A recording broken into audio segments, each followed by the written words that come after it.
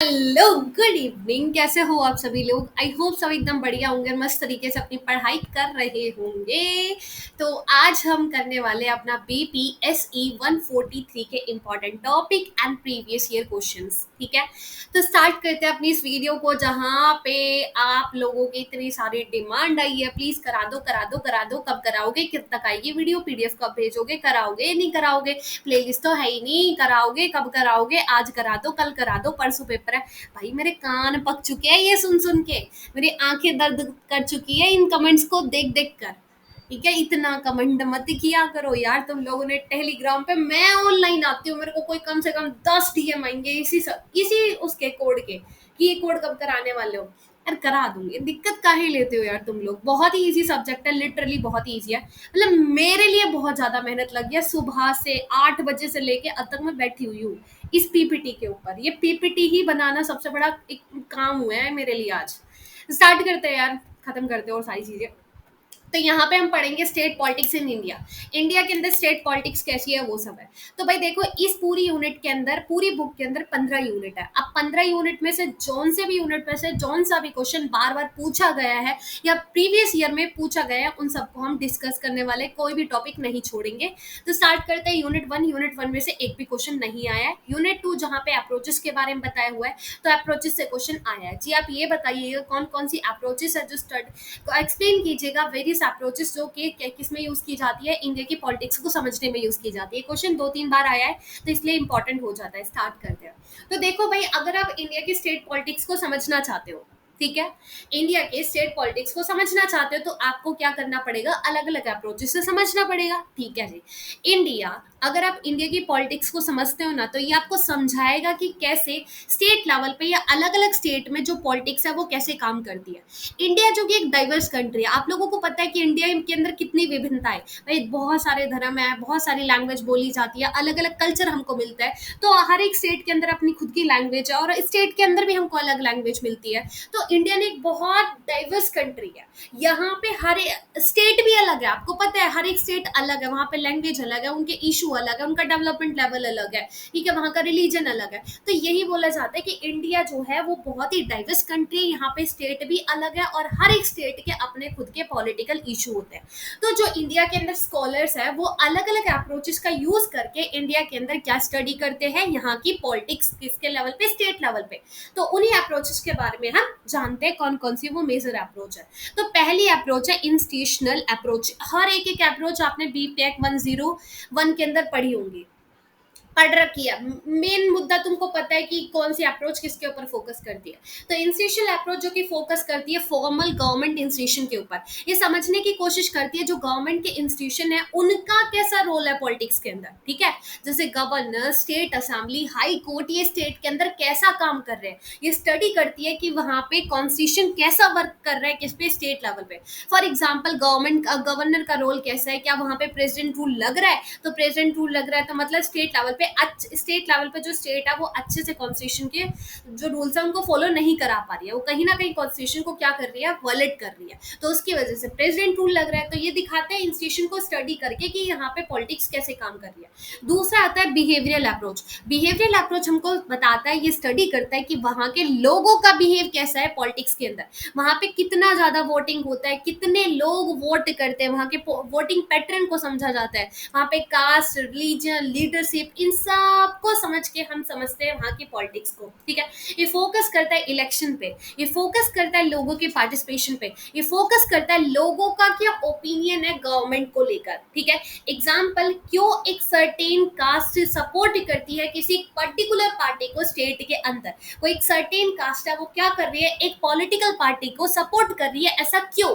ये क्या समझाने की कोशिश करता है, लोगों के बिहेवियर को। तो बिहेवियर अप्रोच में हम क्या समझते हैं, लोगों का बिहेवियर समझते हैं कि स्टेट लेवल पे जो पार्टी है या फिर गवर्नमेंट है, उसको लेकर लोगों का क्या बिहेवियर। ठीक है, पॉलिटिकल इकोनॉमी अप्रोच जो कि कनेक्ट करती है पॉलिटी को किसके साथ, इकोनॉमी में। यहाँ पे हम स्टडी करते हैं लैंड रिफॉर्म कैसा है, पॉवर्टी इंडेक्स कैसा है, अनएम्प्लॉयमेंट इंडेक्स कैसा है, कैसे ये इफेक्ट करते हैं पॉलिटिक्स को, कि कैसे जो वहाँ की इकोनॉमी है ना वो इफेक्ट कर रही है कैसे पॉलिटिक्स को। जैसे लेफ्ट पार्टी वेस्ट बंगाल के अंदर, केरला फोकस करती है लैंड रिफॉर्म के ऊपर। तो ये क्या है, ये कहीं ना कहीं दिखाती है जो पॉलिटिक्स है ना, मतलब जो पार्टी है या गवर्नमेंट कैसे इकोनॉमी के ऊपर क्या काम कर रही है। और इकोनॉमी से अगर तुम्हारे वहाँ की स्टेट के अंदर गवर्नमेंट अच्छे से काम करेगी, तुम्हारी इकोनॉमी को बूस्ट करेगी, तो लोग तो खुश होंगे ही ना। तो इससे भी कहीं ना कहीं इम्पैक्ट करता है किसको, पॉलिटी को। हिस्टोरिकल एंड कल्चर अप्रोच जो कि देखती है कल्चर को, लैंग्वेज को, हिस्ट्री को किसी रीजन के अंदर, एक्सप्लेन करती है कैसे जो आइडेंटिटी लाइक द्रविडियन ट्राइबल ये सेव करती है किसको, पॉलिटिक्स को। जैसे द्रविडियन पॉलिटिक्स किसके अंदर है, तमिलनाडु के अंदर। ये कहीं ना कहीं तमिलनाडु की पॉलिटिक्स को वो करती है नहीं करती, स्टेट लेवल पे इम्पैक्ट करती है ना, इन्फ्लुएंस करती है ना, बिल्कुल करती है। तो इसके अंदर हम कैसे समझेंगे, हिस्टोरिकल कल्चर अप्रोच से। कंपैरेटिव अप्रोच जो कि क्या करती है, कंपेयर करती है पॉलिटिकल सिचुएशन एक या एक से ज्यादा स्टेट के बीच में, कि भाई देखो इस कंट्री के अंदर पॉलिटिकल सिचुएशन ऐसी है, इस कंट्री के अंदर ऐसी है। ये समझाने की कोशिश करती है कि क्यों एक स्टेट अच्छा परफॉर्म कर रहा है किसके अंदर, डेवलपमेंट के अंदर, गवर्नेंस के अंदर, दूसरे स्टेट से। मतलब एक स्टेट कैसे कितना अच्छा परफॉर्म कर रहा है, अपने यहाँ पे डेवलपमेंट कर रहा है, अपने यहाँ पे गवर्नेंस सिस्टम अच्छा है, दूसरे स्टेट से कैसा है। ठीक है, मतलब वो दूसरे स्टेट से कैसे बेहतर काम कर रहा है। जैसे केरला का वेलफेयर मॉडल को कंपेयर किया जाता है गुजरात के डेवलपमेंट मॉडल से।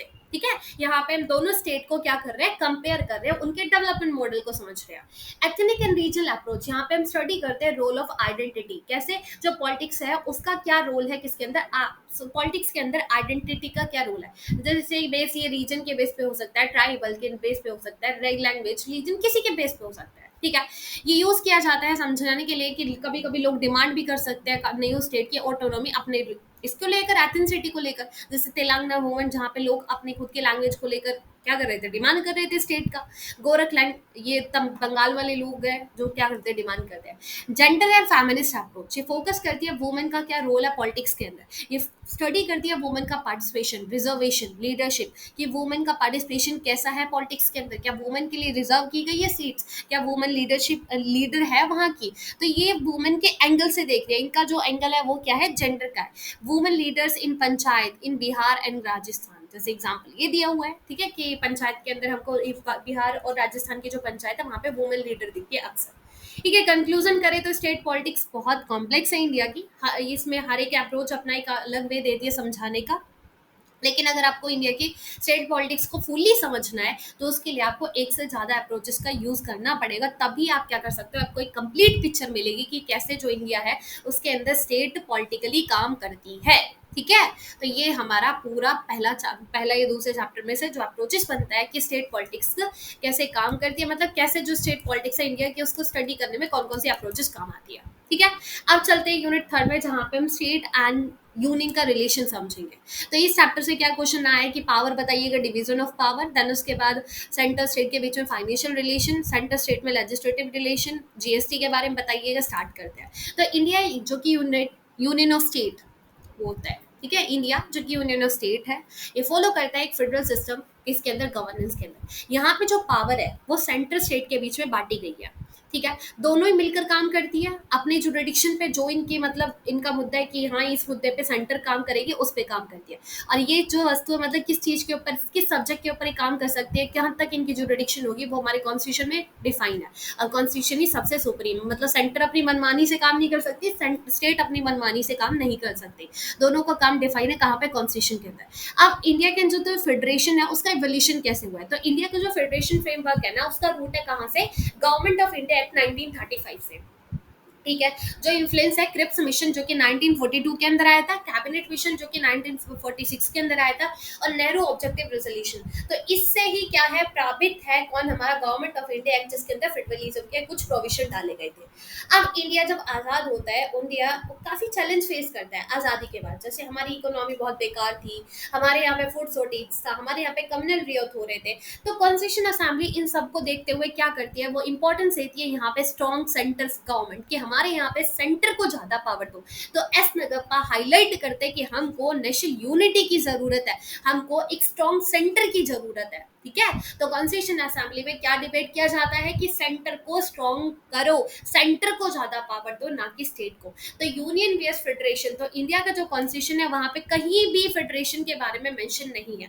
अक्सर हम नाम लेते हैं किसका, India as a union of state, और ये आर्टिकल 1 के अंदर लिखा हुआ है। तो doctor B R Ambedkar clarify करते हैं कि देखो जो ये टर्म यूज करते हैं ना, India as a union of state, इसका मतलब है जो इंडिया है ना वो अनडिवाइजेबल है, मतलब इंडिया को हम डिवाइड नहीं कर सकते। इंडिया की जो पावर है ना वो स्टेट से नहीं आती है, इंडिया की जो पावर है वो आती है कहाँ से, एक सिंगल सोर्स, वहां के लोगों से। ठीक है, मतलब इंडिया कोई ऐसा नहीं है कि वो स्टेट से बना है, नहीं, इंडिया से ही स्टेट बने। उनका कहने का मतलब ये है, जैसे यूएसए के अंदर हर एक स्टेट मिलकर एक यूनाइटेड स्टेट ऑफ अमेरिका बनाते हैं ना, तो ऐसा इंडिया के अंदर नहीं है। इंडिया के अंदर स्टेट आते हैं, उन स्टेट से बनकर इंडिया नहीं बना है। ठीक है, इंडिया पूरा एक पूरा इंडिया है, और इसकी ताकत कौन है इसका सॉवरेन, लोग।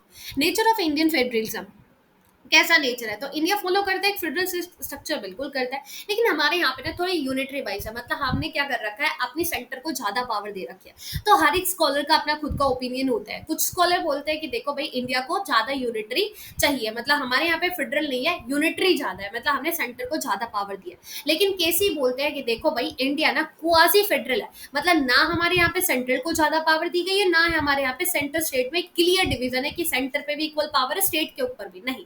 बोले कि हमने दोनों को इक्वल पावर भी नहीं दिया, और हमने सेंटर को भी इतना स्ट्रांग नहीं बनाया है, क्वासी है, मतलब एक तरीके से फेडरल स्ट्रक्चर भी है, थोड़ा थोड़ा है। ठीक है, और सेंट्रलिज्म भी थोड़ा थोड़ा हम बोल सकते हैं, ये नहीं कि प्रॉपर सेंट्रलिज्म है, प्रॉपर ही फेडरलिज्म है, बोले नहीं, एक क्वासी फेडरल स्टेट वो टर्म यूज करते हैं किसके लिए, इंडिया के लिए। ठीक है, अब हम लेजिस्लेटिव रिलेशन समझ लेते हैं सेंट्रल स्टेट का। तो इंडिया का जो कॉन्स्टिट्यूशन है वो एक्सप्लेन करता है या एक्स्टैब्लिश करता है, हाँ इस्टेब्लिश करता है क्वासी फेडरल स्ट्रक्चर किसके अंदर, इंडिया के अंदर। उसने क्लियर डिवीजन दे रखी है लेजिस्लेटिव पावर, मतलब कौन कौन से ऐसे मुद्दे होंगे, सेंटर के पास ये पावर होगी कि इन इन मुद्दों के ऊपर वो लॉ बना सकती है, स्टेट बना सकती है। ठीक है, मतलब पावर को डिस्ट्रीब्यूट करा है स्टेट और सेंटर की। और ये कहाँ पे मेंशन है, ये हमारे पार्ट 11 ऑफ द कॉन्स्टिट्यूशन के अंदर मेंशन है, और 7 शेड्यूल के अंदर है। तो उन पावर को समझते हैं। देखो 7 शेड्यूल बोलता है कि देखो भाई हम लेजिस्लेटिव पावर को डिवाइड करते हैं 3 लिस्ट के अंदर।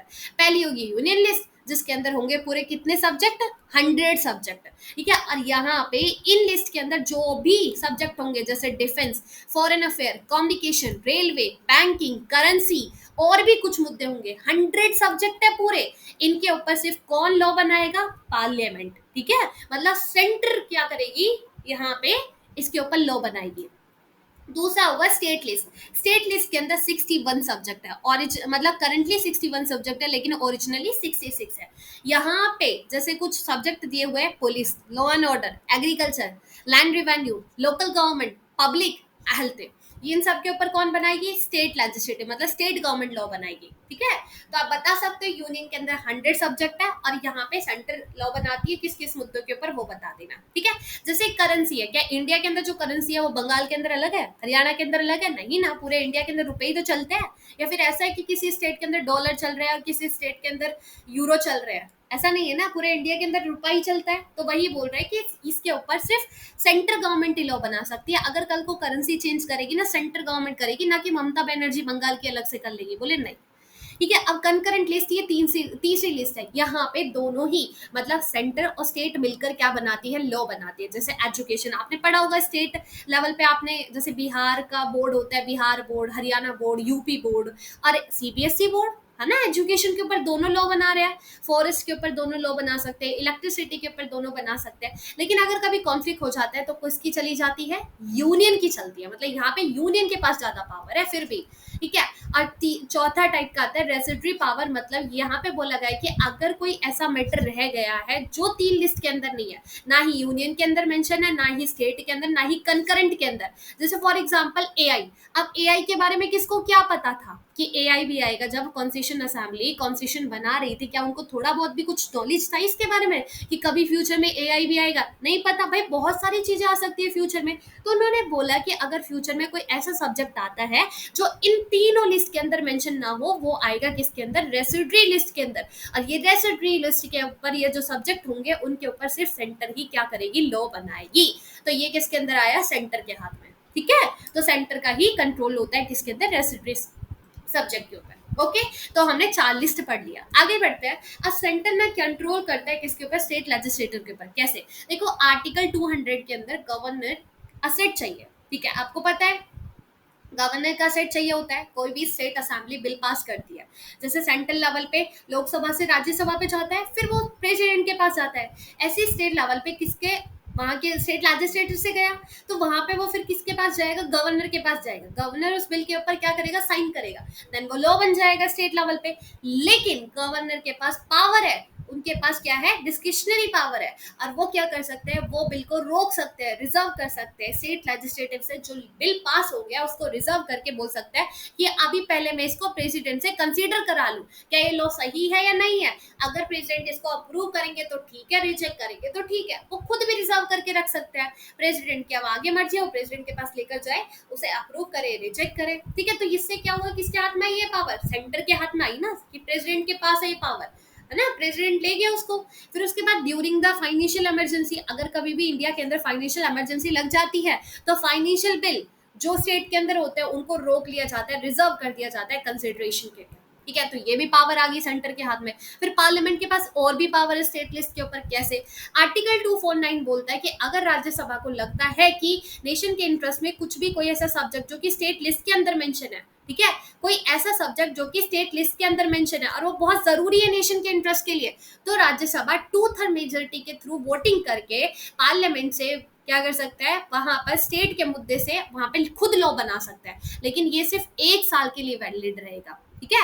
और आर्टिकल 250 भी बोलता है कि देखो अगर देश के अंदर नेशनल इमरजेंसी लगेगी ना, तो पार्लियामेंट क्या करेगा, स्टेट के मुद्दों के ऊपर लॉ बनाएगा, ठीक है। लेकिन ये लॉ भी कितने टाइम के लिए, 6 महीने के लिए वैलिड रहेंगे। प्रेसिडेंट रूल लग जाता है किसी स्टेट के अंदर आर्टिकल 356 के अकॉर्डिंग, तो अभी स्टेट क्या कर सकता है, स्टेट के सब्जेक्ट के ऊपर जो सेंटर है वो लॉ बना सकते हैं, ठीक है। तो ये नहीं मुद्दा, मतलब स्टेट से ज्यादा पावर है किसके पास, सेंटर के पास, और वो किस किस से आ रही है वो आपको बता दिया मैंने। आगे चलते हैं, सेंटर स्टेट का फाइनेंशियल रिलेशन देख लेते हैं। तो डिस्ट्रीब्यूशन ऑफ टैक्सिंग पावर, अब क्या हुआ है, टैक्स की पावर को भी डिस्ट्रीब्यूट किया हुआ है। आर्टिकल 265 कॉन्स्टिट्यूशन का बोलता है कि देखो कोई भी टैक्स इंडिया के अंदर इकट्ठा नहीं किया जाएगा विदाउट लीगल अथॉरिटी, कि अगर आपके पास कोई भी लीगल अथॉरिटी नहीं है तो आप किसी से भी टैक्स नहीं ले सकते हो। तो कौन कौन टैक्स ले सकता है, देखो पार्लियामेंट के पास टैक्स है कि जो भी यूनियन लिस्ट में लिखा हुआ है सब्जेक्ट उसके ऊपर वो क्या कर सकते हैं, टैक्स लगा सकते हैं। स्टेट लेजिस्लेटिव के पास पावर है कि जो भी उनकी लिस्ट के अंदर है उसके ऊपर वो क्या कर सकते हैं, टैक्स लगा सकते हैं। कंकरेंट लिस्ट मतलब दोनों के पास पावर है, सेंटर स्टेट के पास, लेकिन अगर कभी भी कोई कॉन्फ्लिक्ट हो जाता है तो इसके अंदर सेंटर ही ओवरराइड रहेगा, मतलब सेंटर की ज्यादा सुननी चाहिए, ठीक है। रेसिडेंट्री लिस्ट जो कि इन तीनों के अंदर मेंशन नहीं है वो कहाँ पे आएगा, सेंटर के हाथ में आएगा, ठीक है। फाइनेंस कमिश्नर, कमीशन, अब आर्टिकल 280 जहां पे फाइनेंस कमिश्नर की बात की जाती है, कमीशन की बात की जाती है, कॉन्स्टिट्यूशन बॉडी है, ये अपॉइंट करते हैं कौन, हमारे प्रेसिडेंट हर 5 साल। ये रिकमेंड करती है कि कितना डिस्ट्रीब्यूट किया जाएगा टैक्स रिवेन्यू सेंटर स्टेट के बीच में। ये प्रिंसिपल कौन सा, ग्रांट ऑफ एड के अकॉर्डिंग चलती है, मेजर करती है इंप्रूव करना कि कैसे हम जो स्टेट का फाइनेंस है उसके लिए मेजर्स लेकर आती है, कैसे इंप्रूव कर सकते हैं। अब हम जीएसटी की बात कर लेते हैं। आप सबको पता है कि इंडिया के अंदर गुड सर्विस टैक्स लगता है, तो उसकी बात करते हैं। देखो ये पहली बार आइडिया किसके टाइम पे आया था, 2000 के टाइम पे आया था, वाजपेयी सरकार के टाइम पे, ठीक है। इसका एम था इंडिया के अंदर एक यूनिफाई सिंप्लीफाई टैक्स लेकर आना, ठीक है, इनडायरेक्ट टैक्स लेकर आना, हाँ, इनडायरेक्ट टैक्स लेकर आना इंडिया के पूरे कंट्री के अंदर, एक यूनिफाई और सिंपल टैक्स लेकर आना। अब कॉन्स्टिट्यूशन अमेंडमेंट होती है, 101 कॉन्स्टिट्यूशन अमेंडमेंट की जाती है 2006 के अंदर, जहां पे इंट्रोड्यूस करा जाता है जीएसटी को। अब तक के पहले जितने भी इनडायरेक्ट टैक्स थे उनको रिप्लेस करके अब क्या आ जाता है, जीएसटी आ जाता है। मतलब पहले बहुत सारे टैक्स लगते थे, एक्साइज, वर्ट, सर्विस टैक्स, और भी बहुत सारे टैक्स लोगों को भरने पड़ते थे। अब इतने सारे टैक्स लगते थे, कुछ लोग क्या कर देते, घपलाबाजी कर देते, बहुत लोग कुछ कुछ टैक्स भरते थे और कुछ कुछ छोड़ देते थे, जिसके पास गवर्नमेंट के पास पूरा वो नहीं था कि कौन क्या टैक्स भर रहा है। तो गवर्नमेंट ने क्या करा, एक यूनिफाइड टैक्स, मतलब तुमको एक टैक्स भरना है, जीएसटी। यहाँ पे सभी टैक्स को छोड़ के इनडायरेक्ट टैक्स को अब एक टैक्स आ गया, जीएसटी, ठीक है।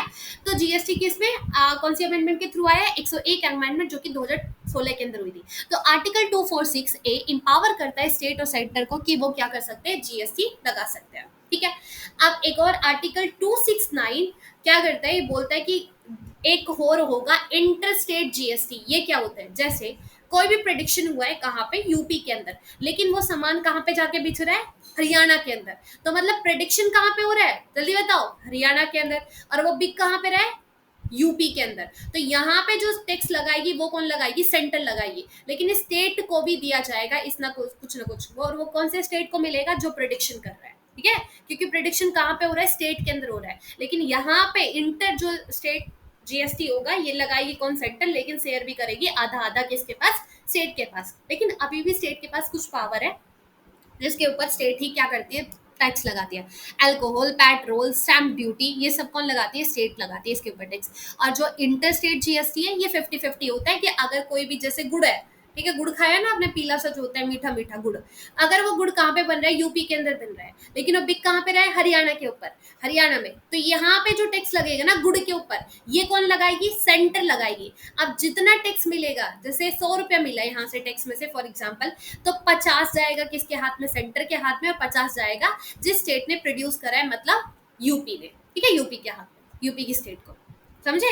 अब जीएसटी काउंसिल जो कि आर्टिकल 27A के अंदर है, यहाँ पे इस्टेब्लिश किया जाता है 2016 के अंदर, किसको, जीएसटी काउंसिल को। ये की बॉडी है किसके लिए, डिसीजन के लिए, जितना भी जीएसटी से रिलेटेड डिसीजन लिया जाएगा वो ये लेगी, ठीक है। इसके अंदर यूनियन फाइनेंस मिनिस्टर आते हैं जो कि चेयरमैन है, union minister of state of finance and revenue आते हैं, और स्टेट फाइनेंस और टैक्सेशन मिनिस्टर आते हैं, ठीक है। ये काम कर करती है, ये रिकमेंड करती है जीएसटी के रेट को, ये रिकमेंड करती है कितना असेप्शन होगा, मतलब किस किस लेवल पे आप जीएसटी नहीं लगा सकते हो, इन इन चीजों के ऊपर आप जीएसटी नहीं लगा सकते हो, कितने लिमिट तक जीएसटी लगेगा ये सब बताया जाता है, कितने पोर्शन पे आप टैक्स लगाओगे, ये सब रिकमेंड करती है कौन, जीएसटी काउंसिल। और जीएसटी लॉज को ही ये क्या करती है, गवर्न करती है, मतलब चेंजेस वगैरह लेकर आने वही करती है। ये एक डिसीजन मेकिंग बॉडी है, इसके अंदर अगर कोई भी डिसीजन लिया जा रहा है तो उसका क्या मेंबरशिप है, तो बताया जाता है 50% मेंबरशिप होती है, अगर कोई भी वोटिंग होती है तो 1/3 किसके हाथ में जाता है, सेंटर के हाथ में, 2/3 पावर होती है स्टेट्स और स्टेट के हाथ में,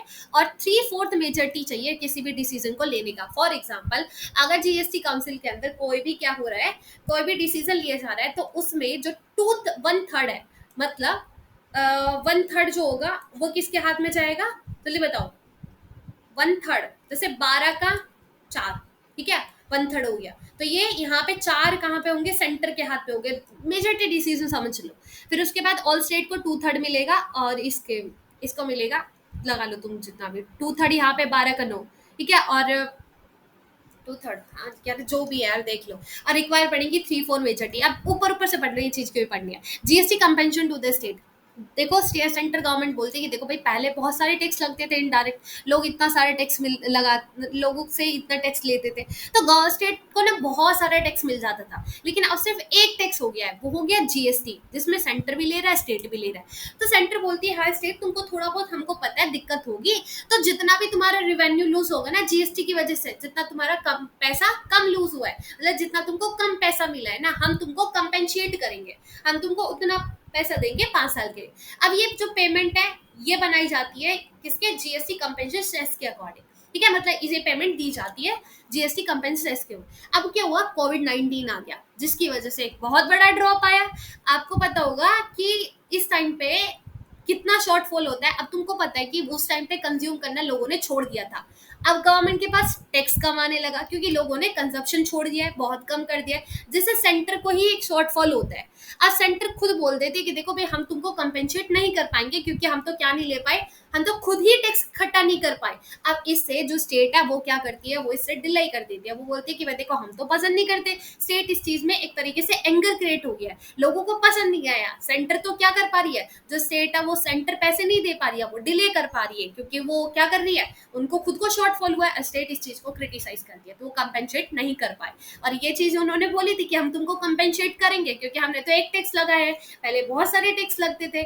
अभी स्टेट को इस चीज को लेकर गुस्सा है जो कि अब तक चला रहा है। आगे चलते हैं, स्टेट एंड लोकल गवर्नमेंट को समझते हैं। तो अशोक मेहता कमेटी से क्वेश्चन आया, लोकल सेल्फ गवर्नमेंट बताओ 73rd एंड 74 कॉन्स्टिट्यूशन अमेंडमेंट कितनी बार पढ़ा है यार, कितनी बार पढ़ा दिया मैंने आपको, ये रट जाना चाहिए अब तक।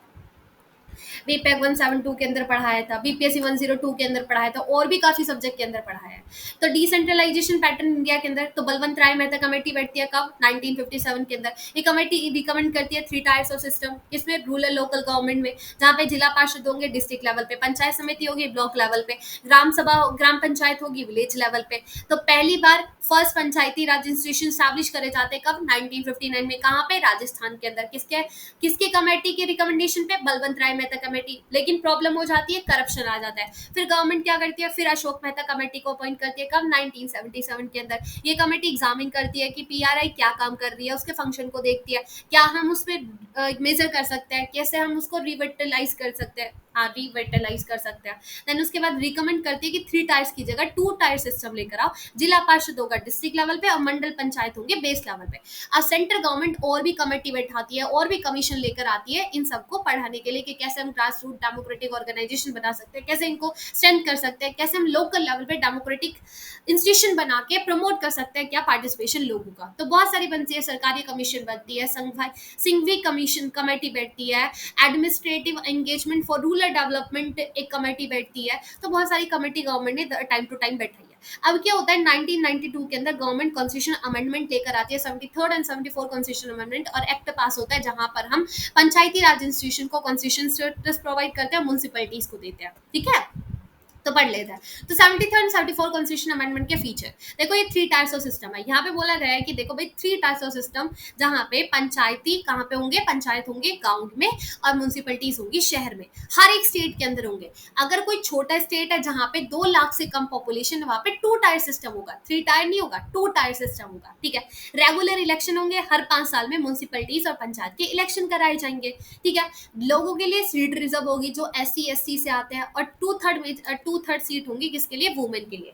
डायरेक्ट इलेक्शन होंगे, लोग खुद जाके क्या करेंगे, अपने मेयर्स को या जो भी गांव का सरपंच है उनको इलेक्ट करेंगे। स्टेट इलेक्शन कमीशन की रिस्पॉन्सिबिलिटी होगी वहां पे इलेक्शन कंडक्ट कराने के, और फ्री एंड फेयर इलेक्शन होंगे और रेगुलरली इलेक्शन होंगे हर 5 साल में, और किस इम्पार्शली तरीके से क्या करा जाएगा, इलेक्शन किया जाएगा। स्टेट फाइनेंस कमीशन की रिस्पॉन्सिबिलिटी होगी हर एक स्टेट को हर एक 5 साल में रिव्यू करना उसके फाइनेंशियल पोजीशन को, कि पंचायत और म्यूनिसिपैलिटी बॉडी का फाइनेंशियल पोजीशन कैसे है उसको रिव्यू करना। ठीक है, उनके लिए क्या करना, अलॉट करना उनके फाइनेंशियल रिसोर्सेज को, जहाँ पे लोकल गवर्नेंस में कुछ ना कुछ डेवलपमेंट कर सके। उनकी पावर को डिवेल्प किया गया है, बताया गया है 11 और 12 शेड्यूल के अंदर कि जो पंचायत है उनके पास 29 फंक्शन है, मतलब 29 सब्जेक्ट के ऊपर वो लॉ बना सकते हैं। म्यूनिसिपैलिटीज के पास 18 सब्जेक्ट है जिसके ऊपर वो लॉ बना सकते हैं। ग्राम सभा वार्ड कमेटी होती है जो कि प्रमोट करती है ग्राम सभा के अंदर एक विलेज असेंबली, जहाँ पे लोग खुद जाके पार्टिसिपेट करते हैं किसके अंदर, डिसीजन मेकिंग के तहत। तो 73rd कॉन्स्टिट्यूशन अमेंडमेंट को समझ लेते हैं। तो 73rd कॉन्स्टिट्यूशन अमेंडमेंट जहाँ पे पंचायती राज इंस्टीट्यूशन को कॉन्स्टिट्यूशनल पावर मिलती है, किससे, कॉन्स्टिट्यूशन से सीधे। ठीक है, ये 3 टायर्स ऑफ सिस्टम है। पंचायती राज कहाँ पे, विलेज में, ब्लॉक लेवल, डिस्ट्रिक्ट लेवल, हर एक स्टेट के अंदर अगर कोई 20 लाख से कम है वहां पे पॉपुलेशन, तो वहां पे 2 लेवल पे होगा। हर 5 साल में इलेक्शन करे जाएंगे, आप लोगों को पता है। रिजर्व होगी सीट SC ST के लिए, OBC के लिए, और वुमेन के लिए कितने होगी, 33% सीट ऑफ रिजर्व होगी, मतलब 1/3 सीट रिजर्व होगी। अपॉइंट किए जाएंगे स्टेट फाइनेंस कमीशन, जो कि रिकमेंड करेंगे क्या, पावर, फाइनेंशियल पावर किसकी, पंचायत की। ठीक है, 73rd कॉन्स्टिट्यूशन अमेंडमेंट जिसका एम है डिवॉल्व करना पावर विलेज की और डेवलप करना वहां पे इंस्टीट्यूशन सेल्फ गवर्नेंस के लिए, वहां के इकोनॉमिक डेवलपमेंट के लिए, गांव में सोशल जस्टिस प्रमोट करने के लिए। इनका पर्पस है जो पंचायत है वो इंप्लीमेंट कर सकते हैं स्कीम किसके, 29 सब्जेक्ट है। वो 29 सब्जेक्ट 11 शेड्यूल के अंदर मेंशन है, जैसे एग्रीकल्चर से रिलेटेड कोई लॉ बनाना है, लैंड रिफॉर्म करना है, मिनरल इरिगेशन करना है, रूरल का डेवलपमेंट करना है, इंफ्रास्ट्रक्चर वहां पे डेवलप करना है, पॉवर्टी को खत्म करना है, वुमेन चाइल्ड डेवलपमेंट करना है, वेलफेयर के लिए काम करना है, वीकर सेक्शन के लिए, प्राइमरी सेकेंडरी और नॉन फॉर्मल एजुकेशन से रिलेटेड लॉ बना सकती है कौन, पंचायती राज इंस्टीट्यूशन। ठीक है, ग्राम पंचायत जहां पे ग्राम सभा आती है, ये मेंबर होते हैं ग्राम विलेज पंचायत के, ये डायरेक्टली इलेक्टेड होते हैं। ठीक है, और इनको हम प्रधान भी बोलते हैं।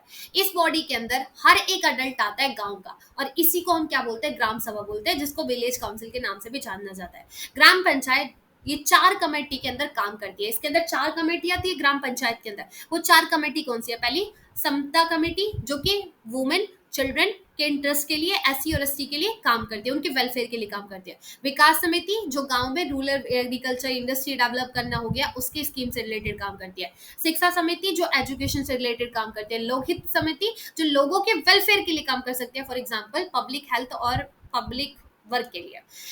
अब हम देखते हैं अर्बन लोकल सेल्फ गवर्नमेंट। यहाँ पे 5 तरीके की हाँ 5 टाइप ऑफ अर्बन गवर्नमेंट थी, municipal corporation, municipal council, town, ये इंपॉर्टेंट है। मद्रास पहला एक स्टेट है जहाँ पे म्यूनिसिपल कॉर्पोरेशन बनती है 1687 के अंदर, और उसी को फॉलो करता है फिर बॉम्बे में और कोलकाता में बनता है। तो 74 कॉन्स्टिट्यूशन अमेंडमेंट जहाँ पे हमारे कॉन्स्टिट्यूशन सीधा पावर देता है अर्बन लोकल बॉडीज को कि वो क्या कर सकती है, गवर्न कर सकती है, किसमें, अपने वहां पे अब जहाँ पे भी वो अर्बन एरिया में गवर्न कर रही है। तो गवर्नमेंट ऑफ इंडिया पास करते हैं 74 कॉन्स्टिट्यूशन अमेंडमेंट 1992 के अंदर, जहाँ पे हम कुछ ऐसे इंस्टीट्यूशन बनाते हैं अर्बन गवर्नेंस के लिए, ज्यादा रिप्रेजेंटेटिव करने के लिए, वहाँ पे रिप्रेजेंटेटिव होने के लिए, अकाउंटेबिलिटी को इंश्योर करने के लिए, इफेक्टिवली और ट्रांसपेरेंट गवर्नमेंट इंस्टीट्यूशन बनाया है। ठीक है, 74 कॉन्स्टिट्यूशन अमेंडमेंट जो कि किसके रिकमेंडेशन पे एक सेकेंड, ये इनहेक्ट करता है on the basis of recommendation, हाँ ठीक है, रूलर और अपन के रिलेशन वो करने के लिए, इंश्योर करने के लिए। तो 74 कॉन्स्टिट्यूशन अमेंडमेंट एक्ट, इसमें 5 टाइप की बॉडी आती है गवर्नर के लिए, ये अमेंडमेंट रिप्लेस करके 5 से 3 कराई जाती है। अच्छा, 74 कॉन्स्टिट्यूशन अमेंडमेंट जिसमें पहले 5 तरीके की अर्बन गवर्नमेंट होती थी, लेकिन अब जो 74 कॉन्स्टिट्यूशन अमेंडमेंट उसके अकॉर्डिंग 3 तरह की बॉडी है। नगर पंचायत काम करती है, कोई ऐसा इलाका है जो कि गांव वाला है लेकिन धीरे धीरे वो शहर में बदल रहा है, वहां पे नगर पंचायत होती है। लेकिन कोई छोटा शहर है वहां पर म्यूनसिपल काउंसिल होगी, कोई बड़ा शहर है वहां पे म्यूनसिपल कॉर्पोरेशन काम करेगी। 74 कॉन्स्टिट्यूशन अमेंडमेंट बोलता है कि 18 ऐसे सब्जेक्ट होंगे जिसपे अर्बन जो हमारी लोकल गवर्नमेंट है वो क्या कर सकती है, लॉ बना सकती है। जैसे अर्बन प्लानिंग करना, टाउन प्लानिंग करना, रेगुलेट करना लैंड यूज को, कंस्ट्रक्शन बिल्डिंग के लिए प्लान करना, इकोनॉमिक सोशल डेवलपमेंट, रोड बनवाना, ब्रिज बनाना, water supply, domestic industrial commercial purpose के लिए वाटर सप्लाई कराना, public health, sanitation, fire service provide करना ना, अर्बन फॉरेस्ट्री, प्रोटेक्ट करना इन्वायरमेंट को, प्रमोट करना इकोलॉजिकल सेफ गार्ड करना वीकर सेक्शन के इंटरेस्ट को, डिसेबल जो मेंटली रेटेड होते हैं उनके लिए स्लम इंप्रूव करवाना, अपग्रेड करना शहर को, ये सब काम होता है किसका, अर्बन लोकल बॉडीज का। ठीक है, तो 74 कॉन्स्टिट्यूशन अमेंडमेंट प्रोवाइड करते हैं डायरेक्ट इलेक्शन किसके, मायोर्स के म्यूनसिपल एरिया के अंदर, और ये 5 साल के लिए इलेक्ट होके आते हैं। म्यूनसिपल कॉर्पोरेशन डील करती है डायरेक्टली स्टेट गवर्नमेंट से,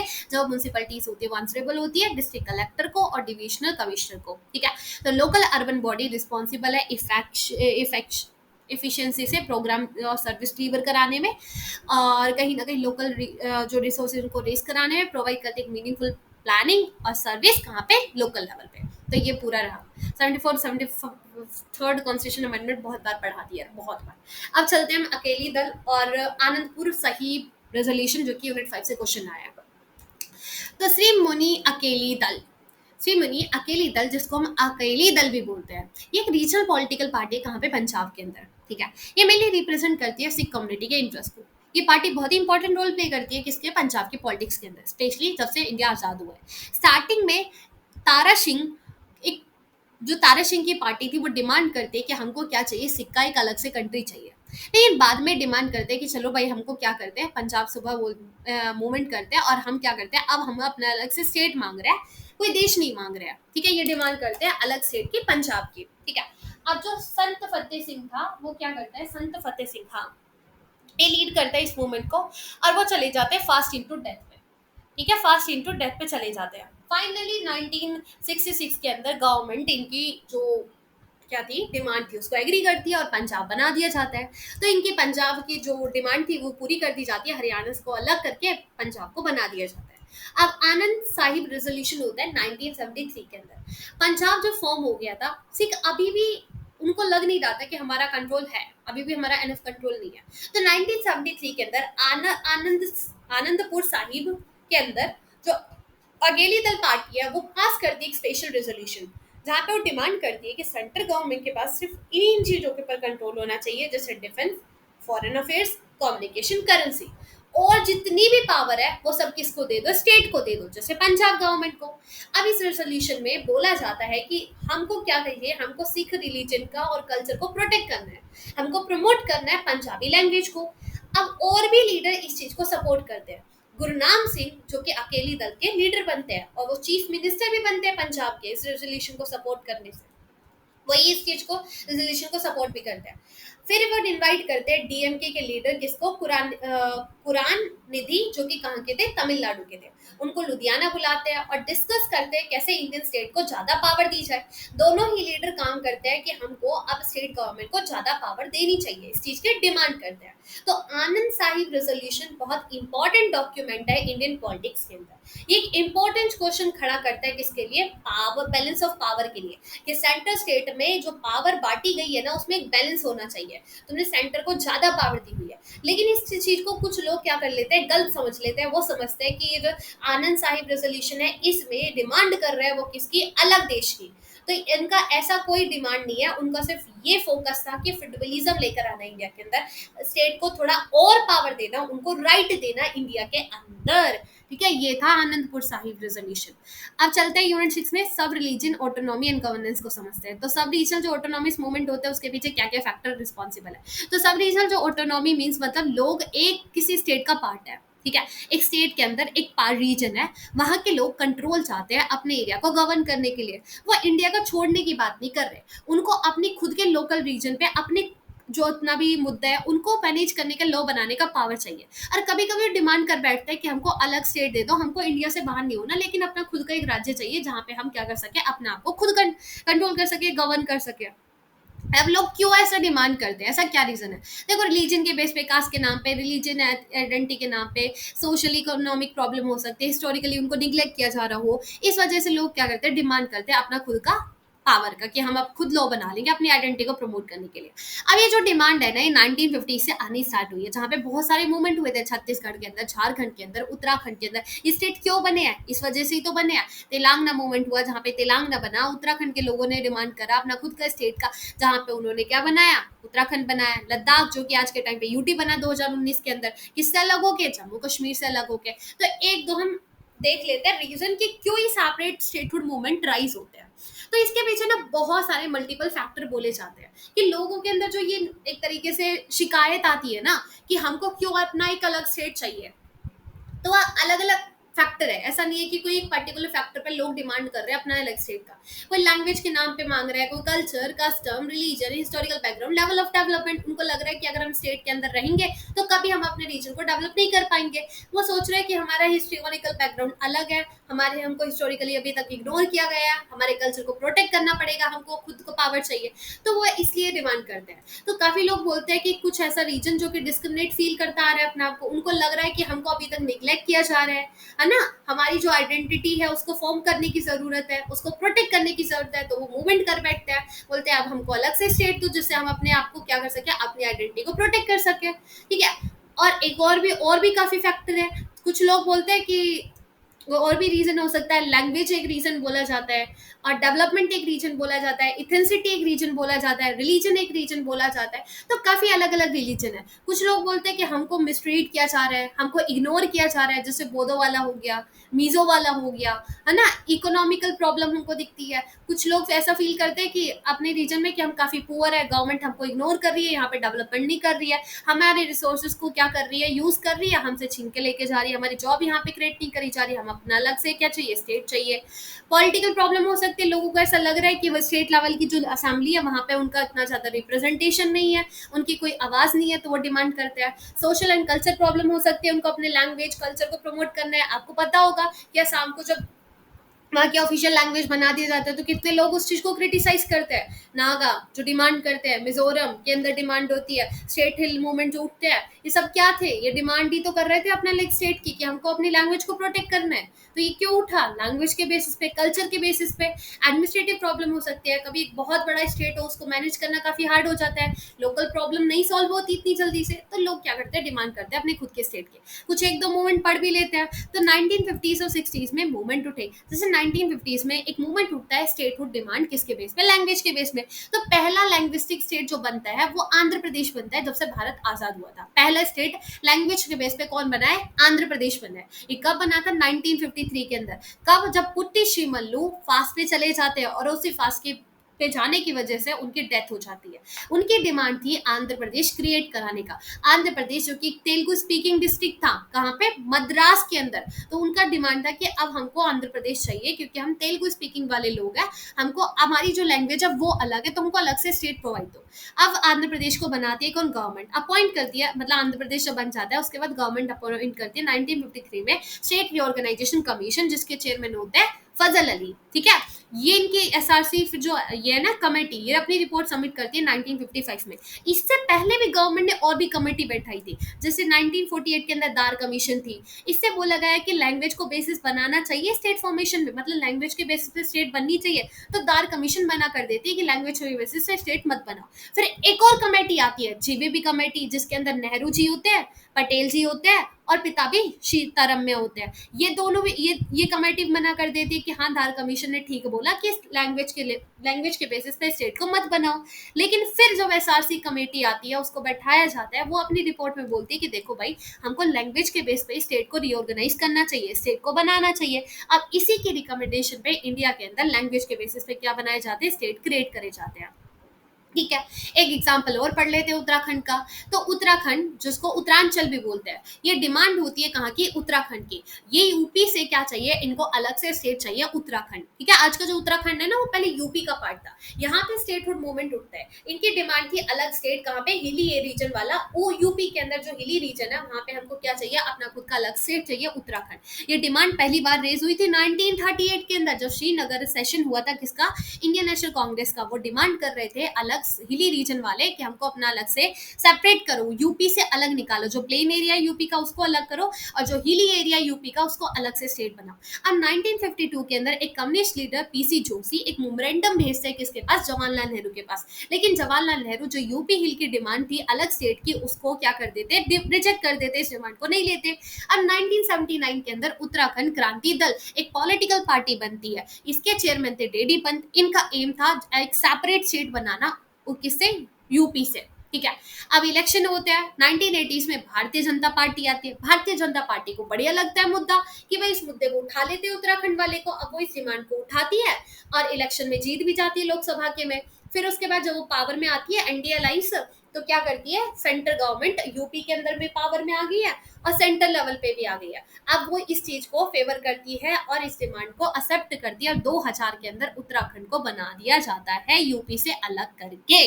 ठीक है, तो ऐसे स्टेटहुड मूवमेंट निकला है। आगे चलते हैं, यूनिट 7 स्टेट डेवलपमेंट मॉडल समझ लेते हैं। तो इस चैप्टर से क्वेश्चन आया कि डेवलपमेंट मॉडल बताओ इंडियन स्टेट का। डेवलपमेंट मॉडल बताओ। केरला मॉडल, यार इसका कंटेंट नहीं करा है। केरला मॉडल मैं नेक्स्ट पार्ट के अंदर कराऊंगी। ठीक है, डेवलपमेंट मॉडल पढ़ लेते हैं, चलो भाई। तो डेवलपमेंट मॉडल को समझते हैं। तो इंडिया के अंदर डेवलपमेंट मॉडल को समझते हैं पहले। तो डेवलपमेंट होता क्या है? डेवलपमेंट मॉडल होता क्या है? तो डेवलपमेंट मॉडल एक प्लान होता है, एक पॉलिसी होती है गवर्नमेंट की, मार्केट की। यहाँ पे हम कुछ एरिया को इंप्रूव करने की बात करते हैं, हेल्थ को, एजुकेशन को, पॉवर्टी को और इंफ्रास्ट्रक्चर को। ठीक है। इंडिया के अंदर डेवलपमेंट दो लेवल पे होता है, एक सेंट्रल लेवल पे, एक स्टेट लेवल पे। सेंटर जहाँ पे हम इंडियन डेवलपमेंट मॉडल बोलते हैं, और स्टेट लेवल पे मतलब अलग अलग स्टेट का अपना खुद का मॉडल होता है। तो इंडिपेंडेंस के बाद इंडिया के अंदर बहुत सारी प्रॉब्लम आई, गरीबी, भूखमरी, माल न्यूट्रिशन, ये सारी चीजें। तो इंडिया के अंदर जो डेवलपमेंट है वो दो फेज पे हुआ है। पहला 1950s 1991 में, जहां पे स्टेट इस डेवलपमेंट के ऊपर फोकस कर रही थी, मतलब सिर्फ स्टेट का ही काम था इंडिया को डेवलप करना। नेहरूविन मॉडल आया, महालूनी बिस मॉडल आया। ठीक है। फिर उसके बाद 1991 के अंदर हम एलपीजी रिफॉर्म लेकर आते हैं, लिबरलाइजेशन, प्राइवेटाइजेशन, ग्लोबलाइजेशन, जो कि मार्केट लीड डेवलपमेंट है। अब विकास को देखने का ना दो नजरिया है, दो व्यू है। या तो हम इकोनॉमिक ग्रोथ देखते हैं, जहां पे हम जीडीपी को मेजर करते हैं, स्टेट की जीडीपी को मेजर करते हैं और देखते हैं कि यहाँ पे इकोनॉमी कैसी है। दूसरा है ह्यूमन डेवलपमेंट व्यू, जहाँ पे हम लोगों की डेवलपमेंट को देखते हैं कि वहाँ पे हेल्थ कैसी है, वहाँ का एजुकेशन कैसा है, वहाँ के लोग कैसे रह रहे हैं। इसको हम ह्यूमन डेवलपमेंट इंडेक्स से मेजर करते हैं। ठीक है। इस तरीके से डेवलपमेंट देखा जाता है। अब जो डेवलपमेंट है ना स्टेट लेवल पे, वो अलग अलग है। देखो, अब जो स्टेट लेवल पे आपको पता है अनइवन है, कोई स्टेट ज्यादा डेवलप है, कोई कम है। तो कुछ स्टेट जैसे महाराष्ट्र, गुजरात, पंजाब, वो ज्यादा डेवलप है, किससे? बिहार से, यूपी से, राजस्थान से, उत्तर प्रदेश के, जिनको हम बीमारू स्टेट भी बोलते हैं, ये बहुत ज्यादा एक तरीके से इतना डेवलपमेंट नहीं है। तो ये ना इनइक्वालिटी है स्टेट के बीच में, जो कि उनके बीच में एक एंकर क्रिएट कर देती है। और वो डिमांड भी कर बैठते हैं अपने नए स्टेट की कि अगर हम इस स्टेट का पार्ट रहे तो कभी भी हम क्या नहीं कर पाएंगे, अपने आप को डेवलप नहीं कर पाएंगे। जैसे उत्तराखंड वाले लोगों ने बोला कि यूपी के अंदर रहेंगे तो हम बीमारू में ही रहेंगे, कभी डेवलप नहीं कर पाएंगे। ठीक है। ऐसे लोगों ने क्या करा? डिमांड करा अपना।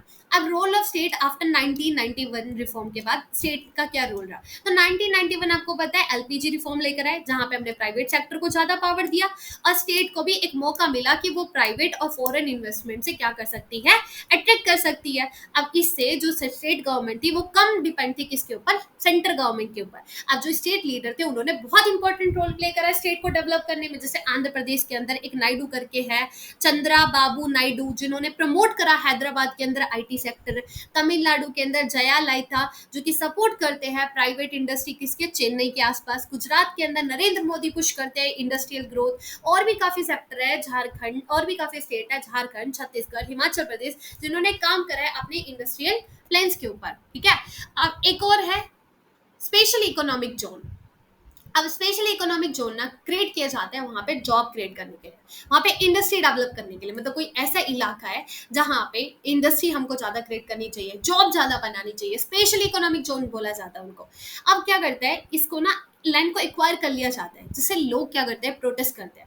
जैसे बंगाल के अंदर सिंघोर नंदीगांव वाले लोग क्या कर रहे हैं, प्रोटेस्ट कर रहे हैं। भत्ता के अंदर, यूपी के अंदर है ये एरिया, यहाँ पे लोग प्रोटेस्ट कर रहे हैं। तो ये प्रोटेस्ट की वजह से यहाँ पे जो डेवलपमेंट प्लान है उसके ऊपर डिले हो जाता है, क्योंकि लोग प्रोटेस्ट कर बैठते हैं। तो इंडिया के अंदर जो डेवलपमेंट स्टोरी है वो एक मिक्स है, कि यहाँ पे स्टेट भी डेवलपमेंट करती है और मार्केट भी अब काम करने लगी है। जब से हमने एलपीजी रिफॉर्म लेकर आए, तो हर एक स्टेट के अंदर हमको अलग अलग उनका डेवलपमेंट मॉडल दिखता है। वहाँ पे चैलेंज भी अलग है डेवलपमेंट को लेकर, और हर किसी का अपना खुद का डिफरेंट हमको ग्रोथ दिखता है, कंट्रीब्यूशन दिखता है इंडिया के अंदर। कोई स्टेट ज्यादा कंट्रीब्यूट करता है, कुछ कुछ स्टेट कम करता है। तो स्टेट लेवल पे आपको उस डेवलपमेंट को समझना पड़, अगर आप इंडिया को ओवरऑल का डेवलपमेंट समझना चाहते हो ना, तो उसके लिए आपको स्टेट लेवल का डेवलपमेंट समझना पड़ेगा। ठीक है, तो ये था पूरा अब तक का पूरा यूनिट 8-7 तक। ठीक है, यार केरला वाला रह गया।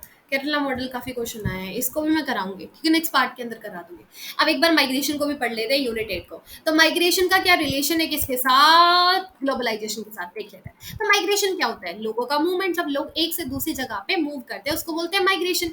अब वो छोटे टाइम के लिए भी हो सकता है, ज्यादा टाइम के लिए भी हो सकता है। कोई लोग पढ़ने के लिए गया है तो 2 साल बाद पढ़ के आ जाएगा अपना डिग्री लेके।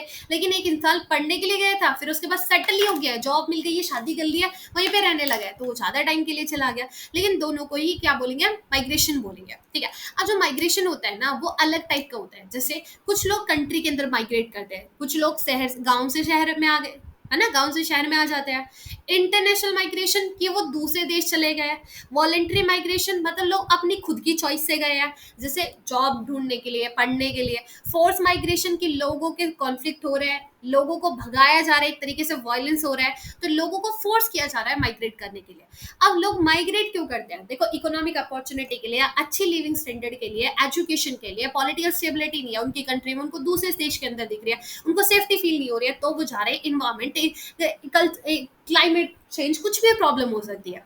अब ग्लोबलाइजेशन क्या है, अब तो हमने माइग्रेशन समझा दिया, लेकिन ग्लोबलाइजेशन क्या है। तो ग्लोबलाइजेशन आपको पता है कि मूवमेंट होना एक को दूसरी जगह पे, वही हो गया। लोगों का मूवमेंट भी तो ग्लोबलाइजेशन के अंदर ही आता है, बिल्कुल। तो ग्लोबलाइजेशन जहाँ पे इंटरकनेक्टेडनेस बनता है, इंटरडिपेंडेंस बढ़ती है पूरे वर्ल्ड की, इकोनॉमी की, कल्चर की, किसके थ्रू, कम्युनिकेशन की, पॉलिटिक्स की। ठीक है, तो यहाँ पे इंटरनेशनल ट्रेड बढ़ता है, इन्वेस्टमेंट बढ़ता है, लोगों का मूवमेंट बढ़ता है, आइडिया जो है वो बॉर्डर से क्रॉस होकर चलते हैं, एमएनसी डेवलप होती है, जो यहाँ पे डिजिटल टेक्नोलॉजी का यूज किया जाता है वर्ल्ड को कनेक्ट करने के लिए। अब माइग्रेशन और ग्लोबलाइजेशन दोनों कनेक्टेड है। अभी मैंने आपको ग्लोबलाइजेशन की अगर डेफिनेशन बनाऊं, movement of good and idea. ठीक है, गुड आइडिया, पर्सन, पीपल, हर किसी भी चीज का मूवमेंट हो रहा है, आइडिया का। इंसान उठ के यहाँ से जा रहा है, वहां से यहाँ, उसको भी ग्लोबलाइजेशन के अंदर आता है। तो ग्लोबलाइजेशन के अंदर माइग्रेशन आता है। ठीक है, एक इंसान अगर कहीं भी माइग्रेट हो रहा है ना, वो ग्लोबलाइजेशन के अंदर है। तो माइग्रेशन क्या है, ग्लोबलाइजेशन से कनेक्टेड है। कैसे, देखो, जब से ग्लोबलाइजेशन आया ना, तो उससे माइग्रेशन भी इंक्रीज हुआ है। ग्लोबल कंपनी आई है, एमएनसी वगैरह डेवलप हुई है, जिसने बहुत सारी कंट्री को जॉब ऑफर करी है। तो लोग क्या करने लगे, अब दूसरी कंट्री में अच्छी अपॉर्चुनिटी के लिए मूव करने लगे। और माइग्रेशन भी क्या करता है, सपोर्ट करता है ग्लोबलाइजेशन को। जितना लोग माइग्रेट करेंगे, एक से दूसरी जगह पे जाएंगे, उतने ही आइडिया आएंगे, उतना ही लोग मूव कर पा रहे हैं, तो ग्लोबलाइजेशन बढ़ रहा है। तो माइग्रेंट जहाँ पे नई स्किल लेकर आते हैं, नए आइडिया लेकर आते हैं, कल्चर लेकर आते हैं, ये कहीं ना कहीं बिजनेस को ग्रो करने में हेल्प करते हैं। तो माइग्रेंट्स क्या अपने गांव में, अपने खुद की कंट्री में क्या पहुंचाते हैं, रेमिटेंस पहुंचाते हैं, जिससे उनकी इकोनॉमी बूस्ट होती है। कल्चर एक्सचेंज होता है, जब लोग जाते हैं अपने कल्चर को फैलाते हैं, अपनी लैंग्वेज को फैलाते हैं, फूड को फैलाते हैं, जिससे ग्लोबल यूनिटी बनती है। ठीक है, चैलेंज भी है समटाइम, कुछ लोग ज्यादा सिटी के अंदर पहुंच जाते हैं, जैसे प्रेशर। अब दिल्ली के अंदर क्या दिक्कत है, बहुत ज्यादा माइग्रेंट आ गया है, प्रेशर बन चुका है दिल्ली के अंदर, जॉब कंपटीशन हो गया है, कल्चर क्लैश हमको कभी कभी दिखता है। और कोई ऐसी कंट्री होती है जहाँ पे लोग बहुत ज्यादा माइग्रेट हो जाते हैं वहां से, और वहां के लोग स्किल कम हो जाती है वहां पे। ठीक है, कंक्लूजन बताए तो माइग्रेशन और ग्लोबलाइजेशन दोनों ही कनेक्टेड है। ग्लोबलाइजेशन ज्यादा से ज्यादा लोगों को क्या करता है, चांस देता है मूव करने का। माइग्रेशन हेल्प करता है ग्लोब वर्ल्ड को ग्रो करने में। तो दोनों के लिए हमको एक अच्छी प्लानिंग चाहिए, एक अच्छे रूल्स चाहिए, जो प्रॉब्लम दूर हो सके, जितना भी प्रॉब्लम आता है माइग्रेशन और ग्लोबलाइजेशन से रिलेटेड। ठीक है, अब यूनिट 9 करेंगे पार्ट 2 के अंदर। तो आज के लिए इतना ही, बहुत ईजी है यार, कुछ लगा, बस एक अकेली दल के बारे में थोड़ा नया पढ़ा है। एलपीजी रिफॉर्म आपने पढ़ा होगा, ये जीएसटी के बारे में आपको पता होगा, ये जो पढ़ा है union list, state list, concurrent list, BPSC 102 के अंदर पढ़ाया हुआ है यार। 72 73rd 74 कॉन्स्टिट्यूशन अमेंडमेंट पढ़ाया हुआ है बीपीएससी 102 के अंदर। बहुत सारी चीज अभी आगे भी बहुत सारी चीज मिलेगी जो पहले पढ़ी हुई है। मतलब माइग्रेशन अभी पढ़ाया था बीपीएससी 145 के अंदर, अभी करा के आई हूँ मैं। मतलब ग्लोबलाइजेशन बीपैक 172 के अंदर कराया हुआ है। बहुत सारी चीजें तुमने पढ़ी हुई है यार, पढ़ी हुई है। चलो ठीक है, तो आज के लिए इतना ही करते हैं। अब कल देखेंगे और पार्ट सेकंड। जब तक के लिए इतना ही पढ़ो। पीपीटी आपको अभी मिल जाएगी, टेलीग्राम पे भेज दूंगी, ठीक है, साथ के साथ। सो बाय, टेक केयर, अपना ध्यान रखना, ख्याल रखना। ऑल द वेरी बेस्ट, अच्छे से एग्जाम करना है। जो जो टॉपिक मैंने पढ़ाया बस एक केरला मॉडल रह गया, उसको भी मैं करा दूंगी, ठीक है। और जो बचे हुए यूनिट है, यूनिट 9 से लेके 15 तक के, मैं कल मॉर्निंग में आपको वीडियो मिल जाएगी, उसको पढ़ लेना। ओके, सो बाय, टेक केयर, अपना ध्यान रखना, ख्याल रखना। All the very best. जय श्री राधे राधे।